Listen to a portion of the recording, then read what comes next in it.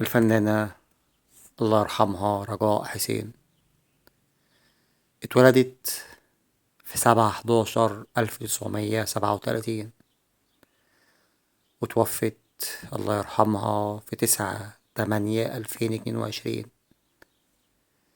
جنسيتها كانت مصرية، واسمها الأصلي كان عايشة رجاء حسين زكي إسماعيل.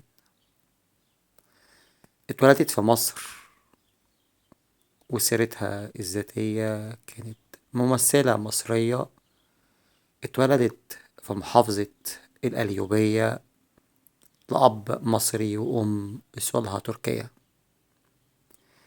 الفنانة رجاء حسين حصلت على الثانوية العامة من مدينة طنطا، ثم التحقت بالمعهد العالي للفنون المسرحية، وتخرجت من قسم التمثيل.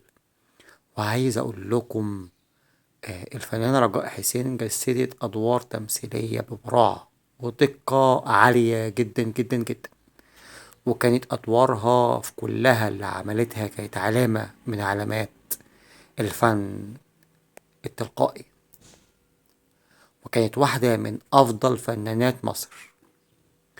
اتجوزت سابقا من الفنان سيف عبد الرحمن، وقدمت العديد من الأعمال الفنية، من أهم أفلامها طبعا مع سيدة الشاشة العربية فاتن حمامة أفواه وأرانب، الفيلم اللي كان تقريبا نقلة لكل الفنانين اللي فيه. طبعا كانت زوجة الفنان فريد شوقي وحش الشاشة، وكانت شقيقة الفنانة فاتن حمامة. وعملت حدوتة مصرية والمتوحشة وأبناء وقتلة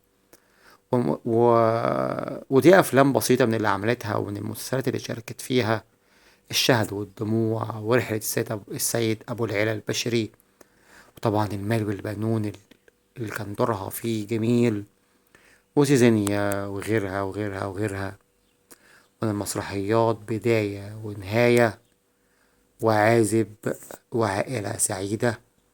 وعايز أقول لكم دورها في مسلسل المال والبنون اللي عملت فيه دور لحد دلوقتي كل الناس فاكرينه، واستحالة حد ينسى براعة تمثيلها في مسلسل المال والبنون. صل على محمد. صلوا على محمد عليه الصلاة والسلام، اللهم صل وسلم وبارك على سيدنا محمد. وطبعا الله يرحمها رجاء الدعاء لها، واشتركوا في قناتنا وعاد أحمد الباجوري. والسلام عليكم ورحمة الله وبركاته.